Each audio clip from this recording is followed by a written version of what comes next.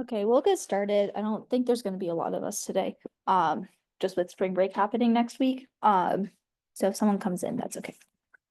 But welcome. Again, no review session next week, obviously. I don't expect y'all to show up. And then afterwards, I think it's a couple weeks before exam too. So you still have some time before then, but just remember that that's around the corner. And then, like we were saying earlier, with midterm grades coming out, that only contributed to, I think, like 75 or 80% of your overall grade, if you saw that. I didn't count it for the percentage of the final, so it just took like, whatever that percentage was. So there is plenty of time to bring that grade up. It's very skewed. So don't worry too much about it. You still get a dropped quiz, and you still have to add in all your homeworks and polling and stuff and whatever. So don't be worried about your midterm grade. If you're not super happy, it can go up afterwards. Yeah, so I guess we'll just jump right into it. If there's any questions on the material so far that we want to go over, the hour is yours, so feel free to ask away, and I'll happy to do what you would like to see.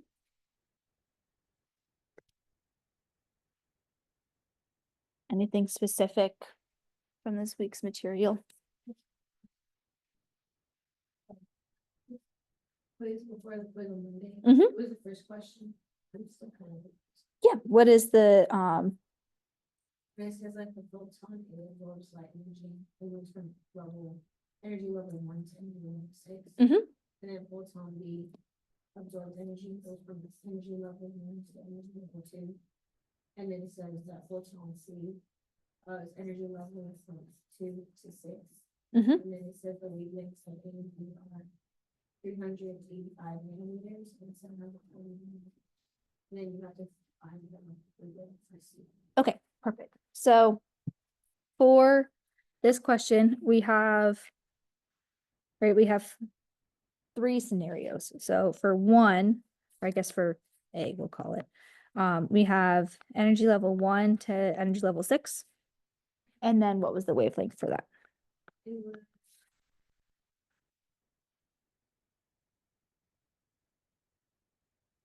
Okay. And then B was energy level 1 to energy level 2.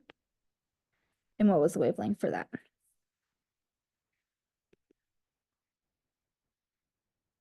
And then what was the change for C?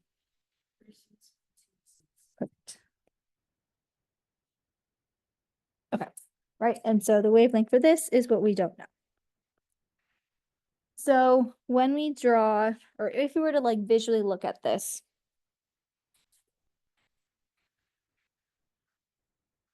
we have n is equal to 1, 2, 3, 4, 5, 6.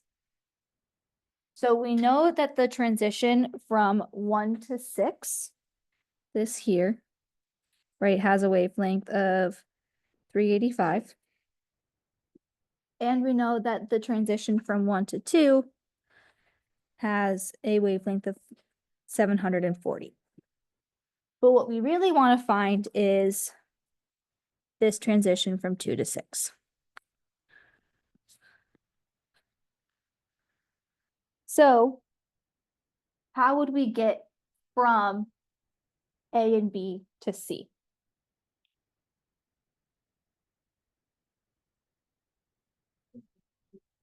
The difference between them, we can either say that B plus C is equal to A, or we can say that A is equal, or A minus B is equal to C, right? So we know that A is equal to B plus C, which would say that C is equal to A minus B. If we were to talk about, right, these are energy levels, these all have an energy associated with them. So the energy at C is equal to the energy of A minus the energy of B. Do we know what the energies of A and B are? We're not given it, but what are we given? We're given the wavelength. Is there a formula that relates wavelength to formula or to energy?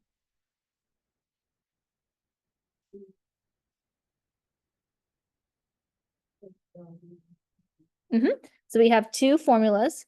We have c, little c, as in the speed of light, is equal to the wavelength times the frequency.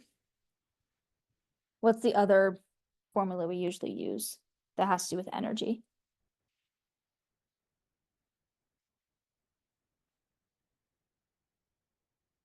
Energy is equal to Planck's constant, or h, times frequency. Okay, so we could solve for the frequency and then plug the frequency into the energy. We could also combine these to say that energy is equal to hc over lambda. Okay, do we see how we get that combined equation? Right, we just would solve for frequency, and this c is equal to lambda frequency, plug that into the energy formula. So if we know that energy is equal to hc over lambda, we can then take this and plug it into all of our energy formulas here.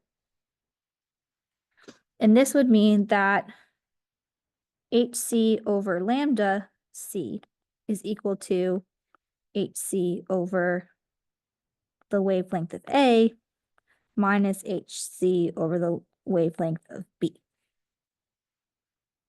Right, can we say that the same? Because we could solve for the energies directly and use that to convert back to wavelength, or we can just plug in that the energy is equal to this hc over the wavelength for that particular energy transition. What isn't special about this case? What is h and c here?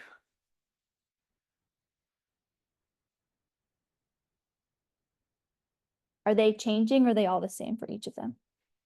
They're all the same, right? These are two constants being multiplied together. So if they're on top of all of them, what can we do to those? We can get rid of them, right? If everything's going to be multiplied by hc and then we have to find wavelength, blah, blah, blah.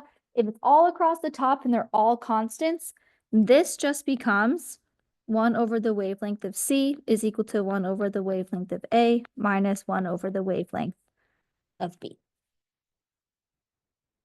We can cancel all of those out.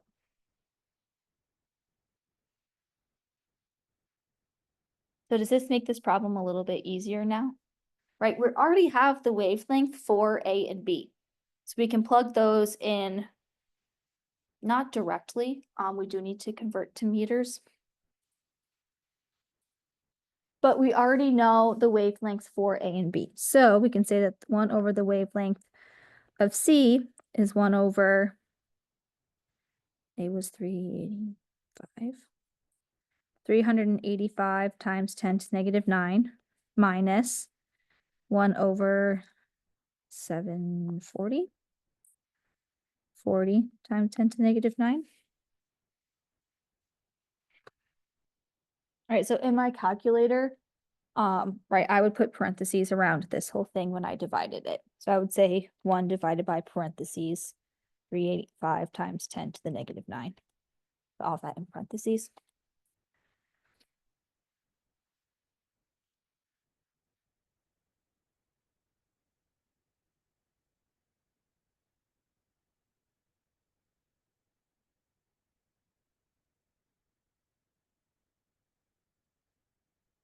So when you do this, you get 1 over lambda c is equal to 1.246 times 10 to the 6. Is that our wavelength?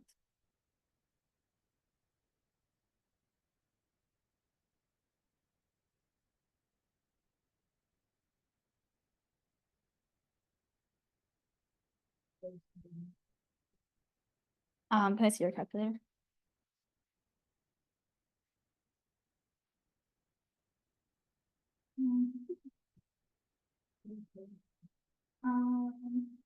Oh, that's your final? That's my final. I thought you did it Yeah. just one. Yeah, so if you can, so then if you subtract that and then from the other one, then you should end up getting when it's combined. Yeah, because that looked right when you had it in your calculator. Okay, so then we just need to take the inverse of this. So you can multiply all of this by to the -1. So HC is equal to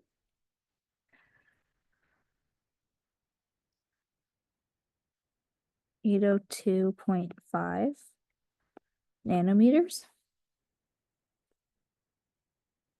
So I would say 803 nanometers for your final answer.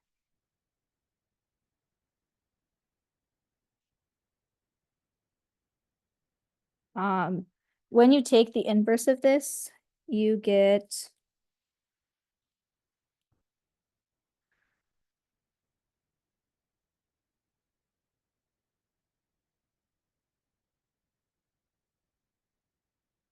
this value. This is in meters. So if your question asks you for nanometers, then you need to multiply it and convert it in order to get to nanometers. So I just multiply by times 10 to the 9th. And that's how you get 803.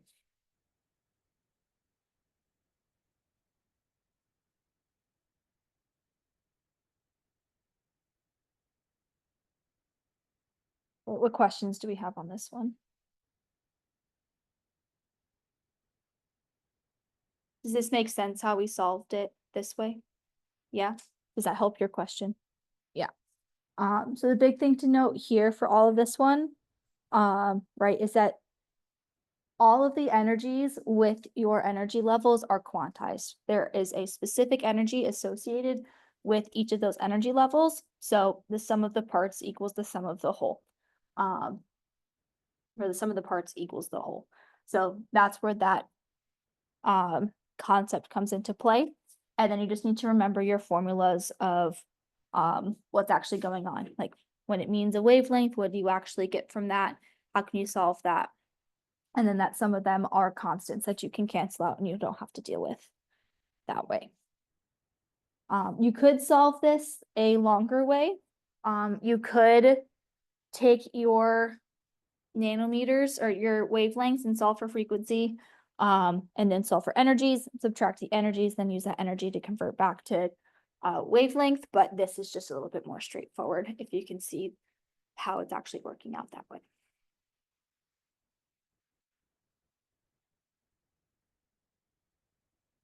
Are you able to get that answer? The 1.24. You were able to get that answer from, okay, great. Okay, what other questions? Does that help clear it up? Are there any more questions?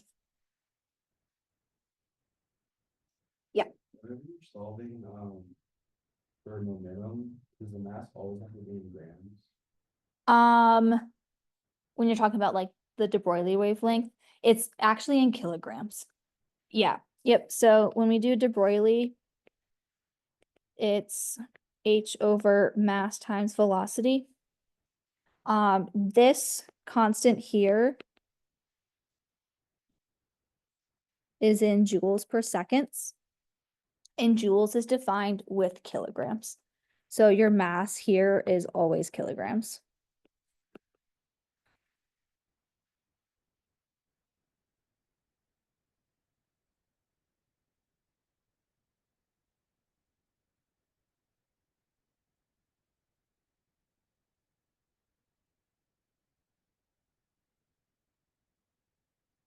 So I believe a joule is a kilogram times meter squared over second squared, if I remember correctly.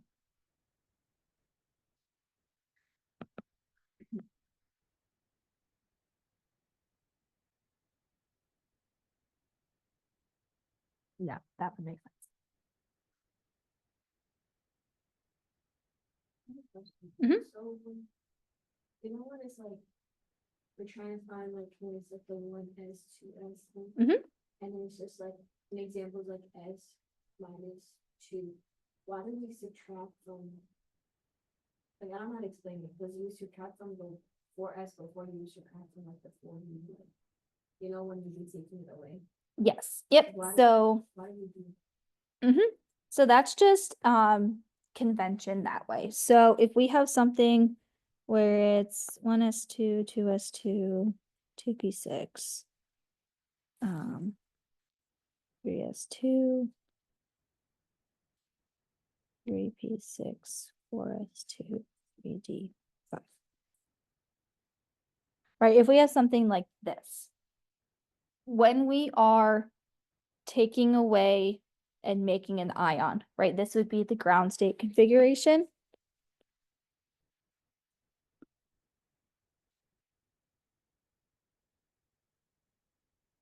When we are creating an ion,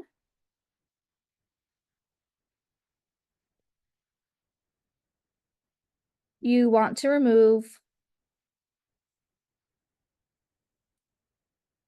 from the highest N value first.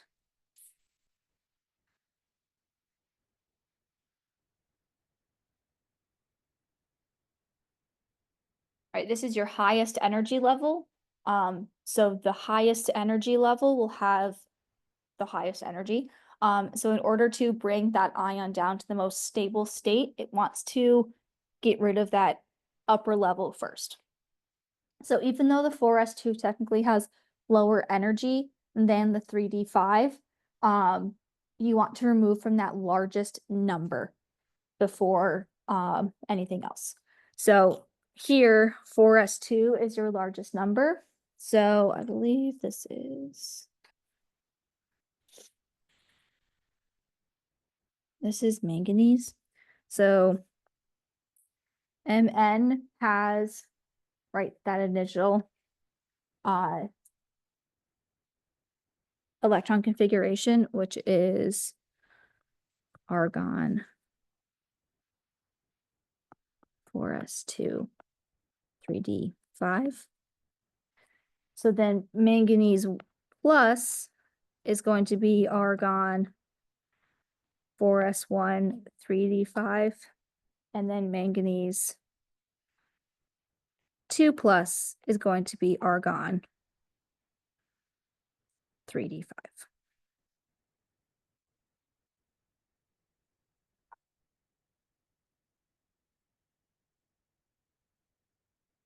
That makes sense. So you can just group it based off of the highest value first, or highest number first.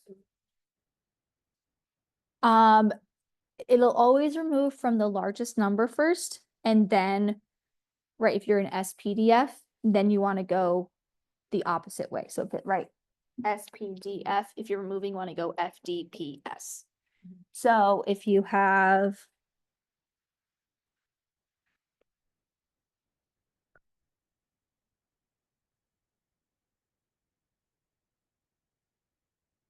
this one here, are you going to remove from the 4s or the 4p first?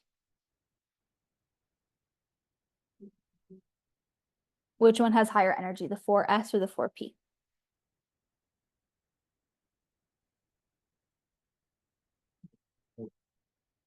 So, 4p has more energy than the 4s.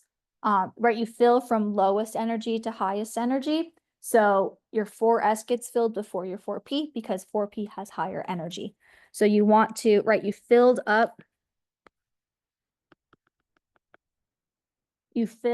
going left to right. So you want to remove going right to left. You just want to change this to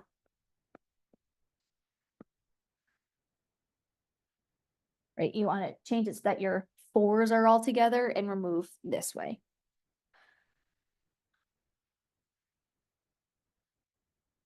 Does that make sense? So if we do remove like 3, So if you remove 3, right, we're going to make whatever this x3 plus, it would be 3d10, 4s2, 4p1.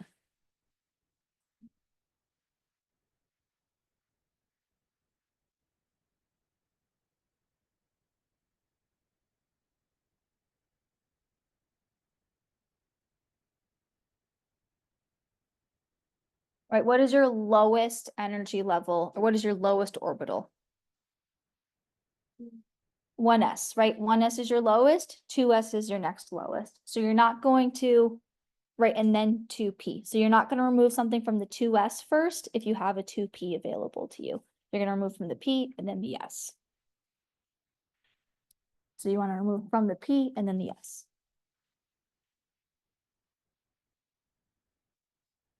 This is gallium. So gallium is argon, 4s2, 3d10, 4p1. So what is gallium plus going to look like? What do we remove from first? The 4p. Yep. So this would be 4s2, 3d10. Gallium 2 plus is going to be what? Perfect. And what would gallium 3 plus look like? Perfect. We look at the. Mhm. Yes. Yep.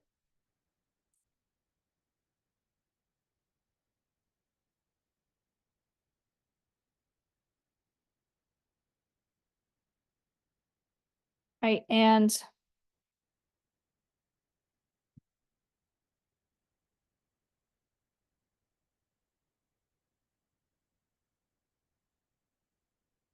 right, if we look at the periodic table,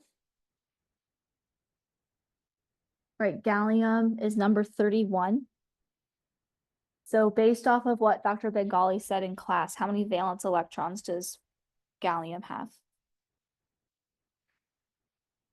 3. It has 3, right? Because it's in group 13, and anything from 13 to 17, you subtract the 10. So you have 3 valence electrons. Where did we take those 3 valence electrons from? What energy level? The 4, right? The 4th energy level. We took it from the 4p1 and then the 4s. Right, so those are where our 3 valence electrons come from, leaving just the 3d10 behind. Hey, does that make sense? Yep.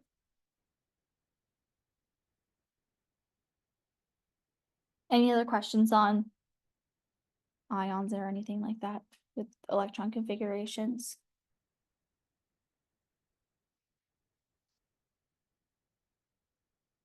Right, and then we said, right, manganese is a transition element, and it is in group 7. So how many valence electrons does manganese have based off of like this one here? It has 7, right? And it's all outside the brackets, and those 7 electrons, right, can all be removed. Manganese actually has like 5 different oxidation states or 5 different charges that it's stable at. It's like +2, +3, +4, +5, +7. And all that has to do with the energies associated with its valence electrons. So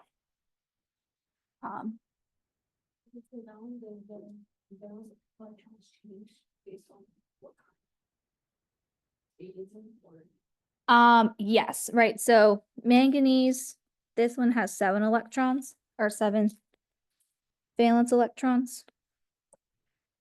This would have 6 valence electrons, and this would have 5 valence electrons.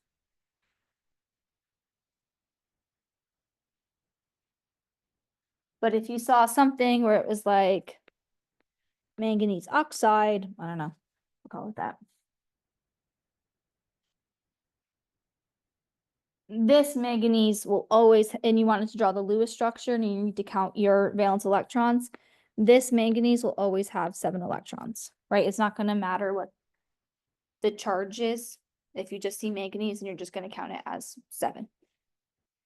Take it just off of the periodic table. So if it was like MnO2 plus, then it's still gonna be 7. It would still be 7, right? MnO2, 2 plus, means that this is still 7. But when you get your total electrons, you need to take 2 away because it has a 2+ charge. You know, like for the periodic table, like it's in group 7, so it'd be 7, but like whenever you're looking at it, like the noble gas, like configuration, I thought you didn't count, like, I thought you counted just S and P. For anything that is not a transition element, so anything in that, and it pops up, anything that's not in that red section, right, in that D block, then you only count the S and the P for the noble gas configuration. If it's a transition metal, then you count your D valence electrons as well. Right, and if you use the trick, right, you count valence electrons up until 12, all of those count, and then once you get to 13, then you subtract 10, you're subtracting those D electrons from the noble gas configuration.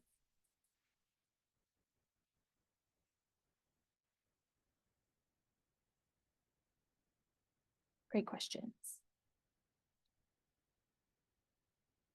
Anything else you would like to see?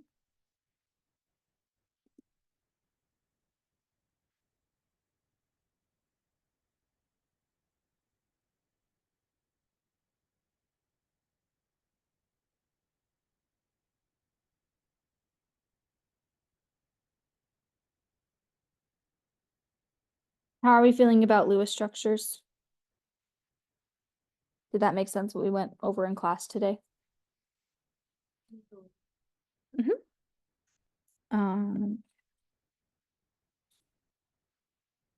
So when we talk about Lewis structures, this is going to tell you the arrangement of atoms around the central molecule or around the central atom. Oh, arrangement of, sorry, electrons. Lewis structures get really important. We're going to start talking about shapes of the atom, probably Friday. And that is going to, your Lewis structure is what's going to determine the shape. So you have to make sure that you're drawing proper Lewis structures, because then you get the proper shape associated with your molecule. So if we have something like CH4, right, how we would draw a Lewis structure is by first counting all valence electrons.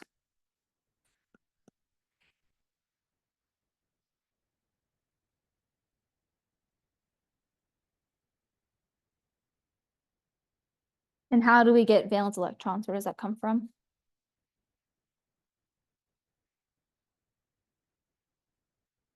Number above the row. Number above the row, based off of the periodic table. So, does anyone know where carbon is?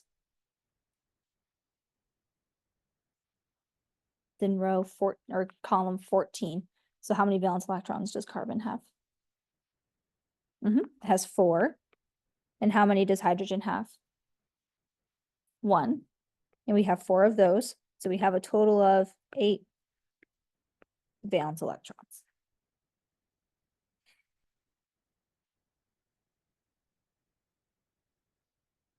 Okay. Your second one is to put least electronegative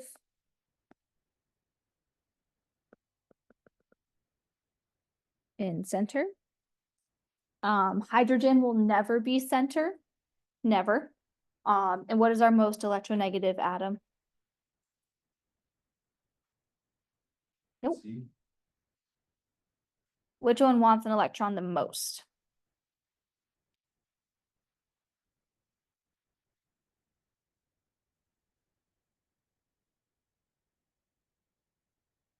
That's not either. It's fluorine, right? And fluorine is in your Fluorine is in the top right corner of the periodic table. Right, it is element number 9. And in your top right corner is where you get the most electronegative. Because the electronegativity trend is you increase going across the periodic table and you increase going up the periodic table. So in that top corner, neglecting the noble gases is where your most electronegative atom is, which is fluorine.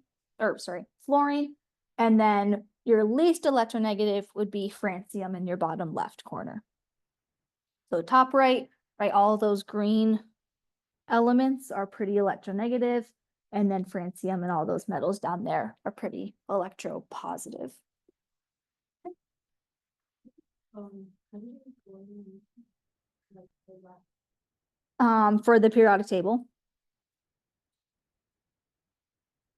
I just asked you which one was your least electronegative, or your most electronegative, and your most electronegative atom will always be fluorine, because that's not even based off of the structure, it's just based off of the periodic table and how it is as an atom.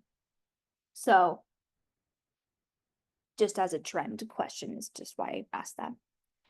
So which one, so if hydrogen can't be in the center, which one has to go in the center for your structure? Yep. Carbon has to go in the center. And then you're going to draw a line to connect your atoms, or your other atoms.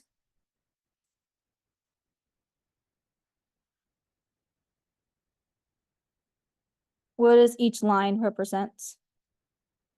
How many electrons?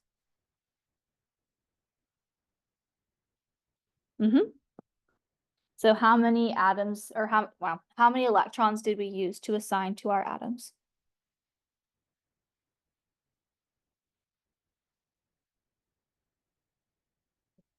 How many electrons did we use when we assigned that to our atoms? We used all 8, right? We have 4 lines times 2, so we have 8 electrons used. So we have 8 minus 8. So we're left with 0 remaining. So then we need to check for our octet, right? So step 3 would fill remaining octet. And what do we know? What did we learn about hydrogen today? How many electrons does hydrogen like to have? 2. How many electrons does every other atom like to have?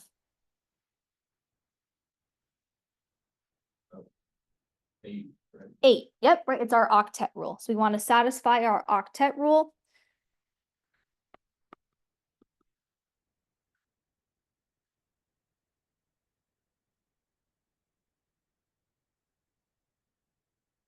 Right, and that's all atoms have 8 electrons. We learned of a couple exceptions. One is going to be hydrogen. Oops. That likes 2 electrons. What else did we learn about?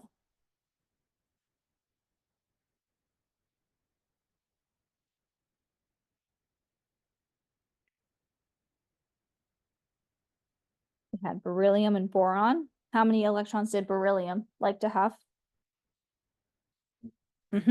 How many did boron like to have? 6. Perfect, right? So hydrogen likes 2 electrons, beryllium likes 4 electrons, and boron likes 6 electrons.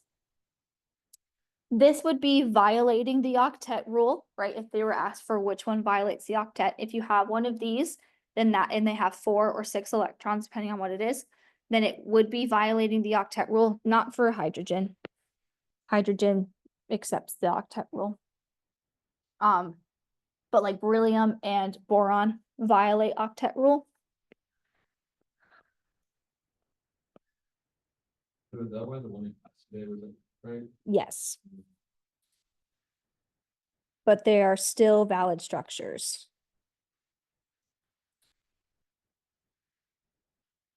Okay.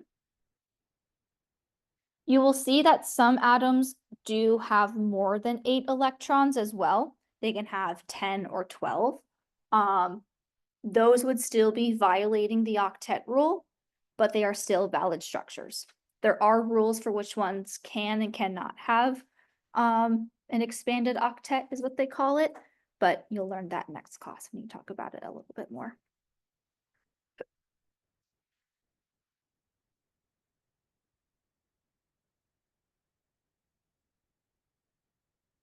And only the central atom will ever have more or less than 8 electrons. Right, so if you have like chlorine out on the outsides, if you have something like CCl4,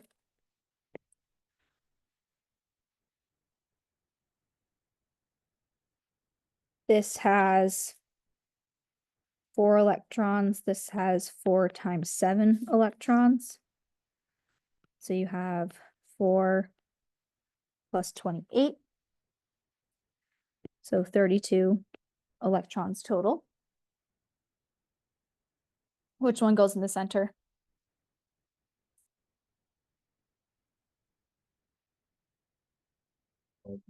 Carbon's going to go in the center. Chlorine's going to go to the outsides. And, right, so that's 32 minus 8. We have 24 left over.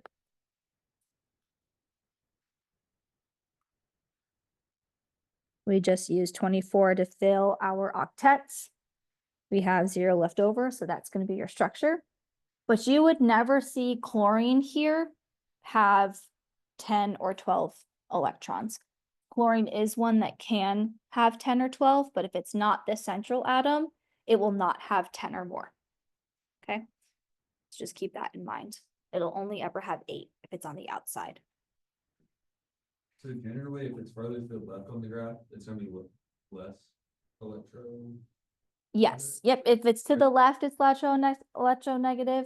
And if it's further down the periodic table, it's less electronegative. Okay. So like fluorine's your most, oxygen and chlorine is either, right, it's right up here.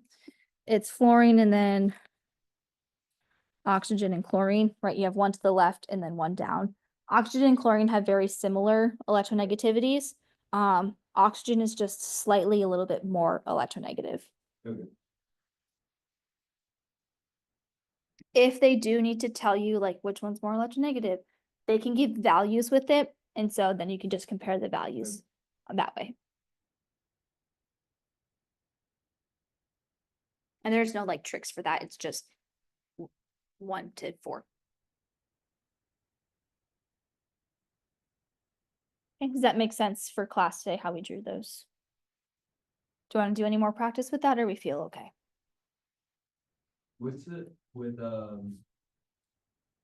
it's like when you don't have enough to go around, like you have to change it out to make another like line or Yes. something like that. I don't know how to describe it. Yep. So let's look at carbon dioxide. Okay, so how many electrons total is this going to have? I'll pull up the periodic table and you can find it.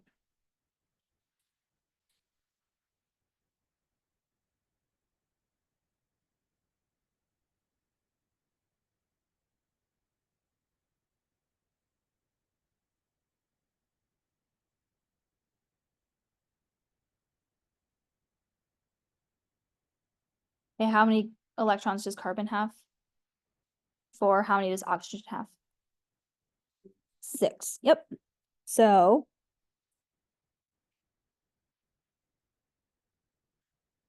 we have 4 plus, and how many oxygens do we have? 2. So we have 12 total.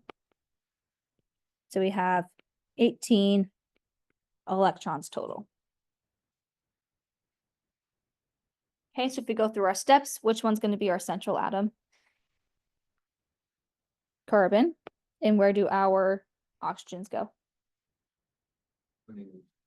Just around them, symmetrically on the side. And you always start with one bond to each atom, right? Never start with a double or a triple bond, always just start with a single bond. So we had 18. How many electrons did we use? 4, and we have 14 remaining.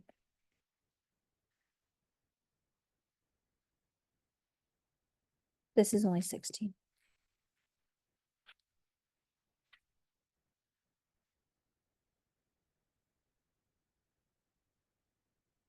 So we have 12 remaining. So then when you have leftover electrons after you initially give the bonds to all of your atoms, then through lone pairs, you're going to fill your octets. So you'll give, I guess, how many electrons does oxygen have right now? It has 2, right? It only has one single bond that contributes to 2 electrons. So how many more do we need to give to it? It has 2. How many should it have? It should have 8 total, so we need to give 6 more, right? So we'll have 1, 2, 3, 4, 5, 6. And how about the other oxygen? Same thing, right? How many electrons did we just use?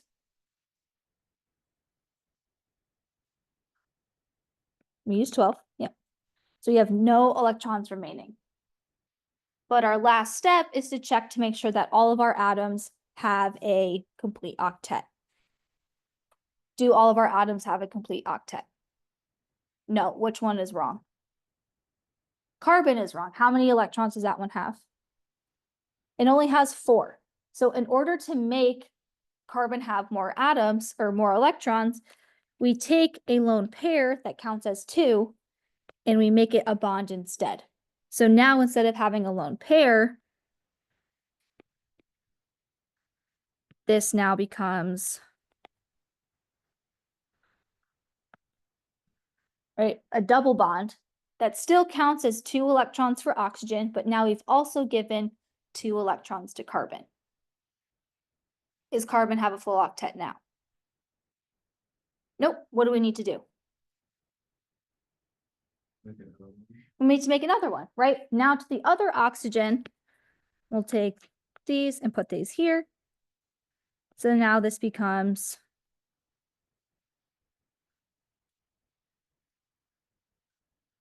oxygen with 2 lone pairs on each of them and 2 double bonds. Now does carbon have a full octet?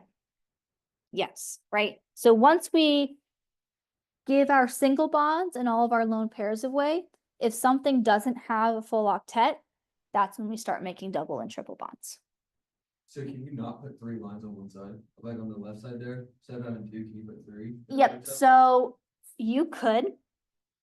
However, if we were to put 3, or if you were to do, are you saying Yeah. that? Yep. So this is a very unstable structure. And you didn't talk about formal charge yet, but when you talk about formal charge, you'll see that this comes out to be a -1, a 0, and a +1. And that's not favorable. You want everything to be 0. That'll make sense on Friday when you talk about it. But that's a very unstable structure, and you'll prove why it is because of just a little bit of math you have to do. Okay. So Technically it'll work, it just won't work right. yeah, Later on. it would probably get to this structure and then almost immediately turn back to this. Oh, Yeah. no, you're good, no. Okay, I was gonna say, why didn't it like C and then like 4 on the side? How would we get on the first one? Because how many oxygens are there in your original compound? Okay, so we're looking at. Yep, there's only 2, so we can only put 2 in our structure. Okay. So then another one that you can do is N2. N2 has 5 electrons, so this is 10 total. So you're going to start with N and N. Oops. You have 2, so it's going to be 8 left over. You do 1, 2, 3, 4, 5, 6, 7, 8. Right? Is this have a complete octet?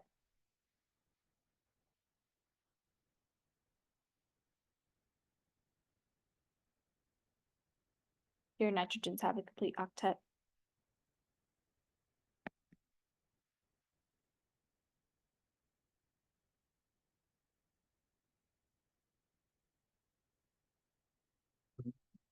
That would work or not? So I am just asking if if both of your nitrogens have a complete octet right now.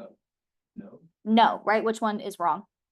The right one. So what would you do to try and fill the octet? Two more ones? You need two more lines, right? You need these two to go here and you need these two to come here. So then this turns into N triple bond and then they both have one lone pair. Does that make sense? Yes, that makes sense. If we're doing something with like BE. Mhm. Can you do one with that? Like, so then we only have to worry about having 4 electrons in the middle, right? Yes, Not yep. 8, okay. Yep. And beryllium really only makes bonds, I think, with hydrogen. Oh, okay, So that's kind of easy. it's pretty easy and then, or it'll only ever make two bonds and it's gonna Okay. be two single bonds. Okay, I don't think beryllium ever really makes a double bond, so, okay, and then boron usually makes this triangle shape with something on the outside. so, So you don't really need to worry about double bonds for those. okay. And then I guess beryllium would be. Okay, does that help with? Yes, that makes a lot. Yeah. Yeah, draw a single line and dots first, and then move your dots out Okay. later.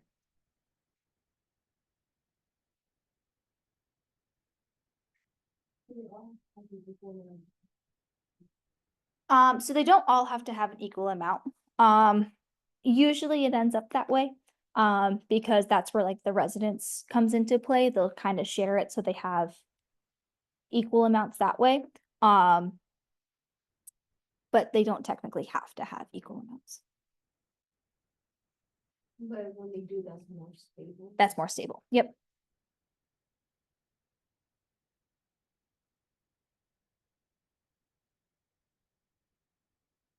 Anything else?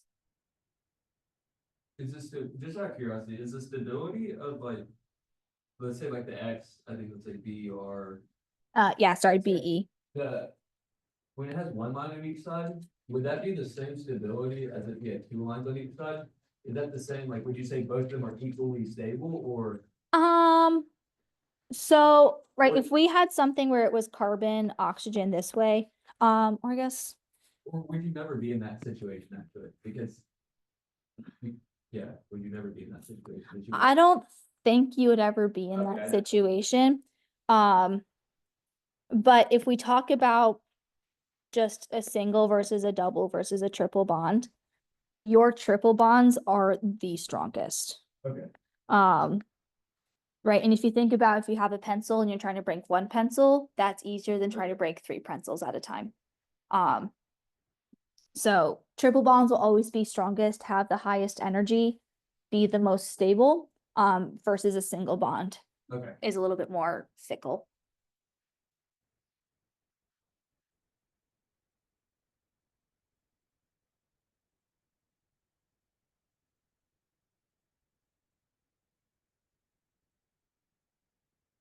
Triple bond is the most stable. Most stable, strongest, and highest energy.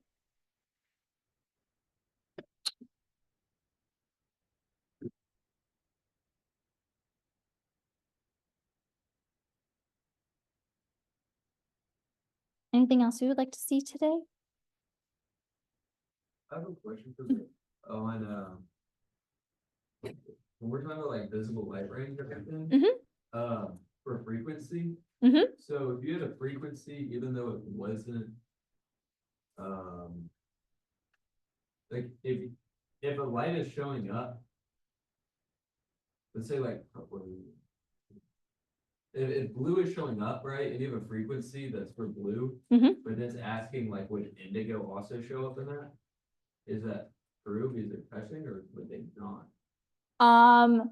Because there was a question on the quiz I was like asking about. I can look at the quiz and And it just was see. Because I thought if it wasn't in that frequency, then it wouldn't show, but I was wrong.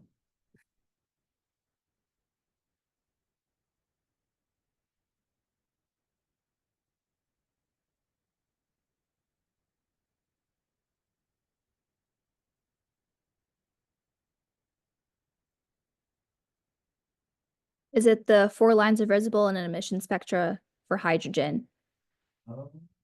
The lines One are, is like, you have three, it's like 1, 2, 3, your lights. show- oh, during a photoelectric effect experiment similar to the one performed. Yeah.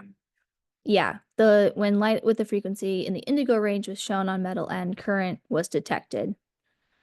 Electrons will be from the surface of metal N. Yeah, when the light was with the frequency of green range was shown, no current was detected, and then light with the frequency in the green range.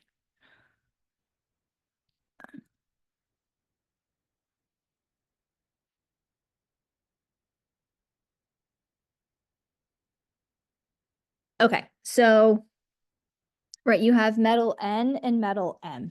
So for metal N, they're saying that at indigo, current detected. So that's the minimum energy, right? This is, and then also for metal N at green, no current detected. Okay, so if we look at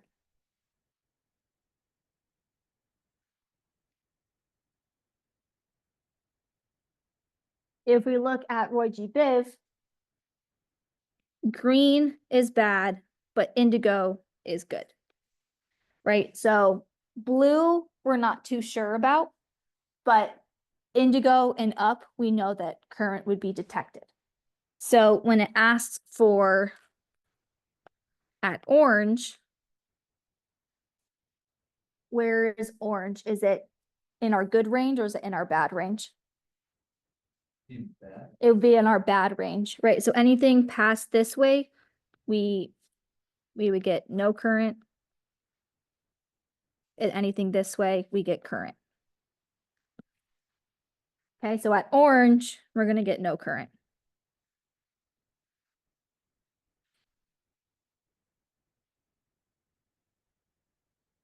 We then said that for metal M at green, we said current was detected. So now for this Roy G. Biv,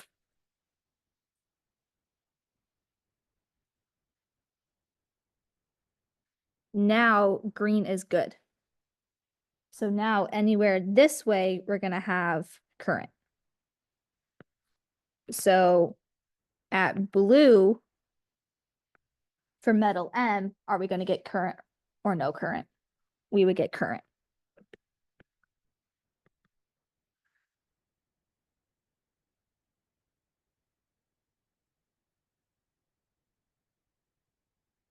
Right? If I asked you for metal N, if violet would produce a current, would that be true or false? It'd be true, right? It would be true, right? Because we're higher in energy, so anything higher in energy would produce that current.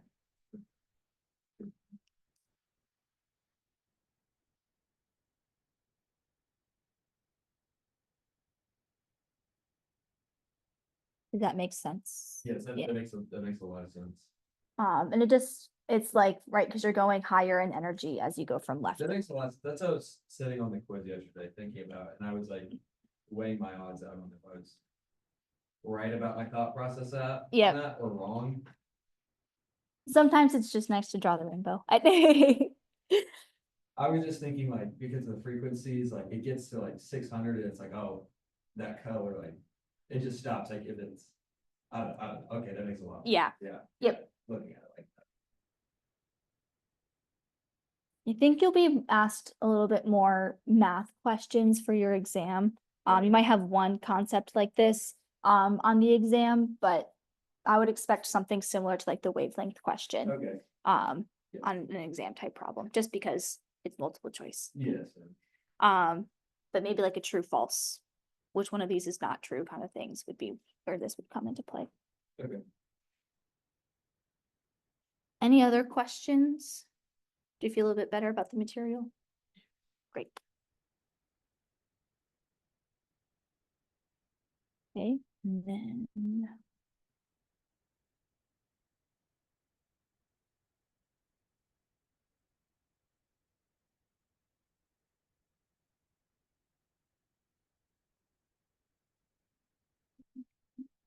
You just took quiz 3 on Monday, so I don't think you have a little bit of a break before your next assignment.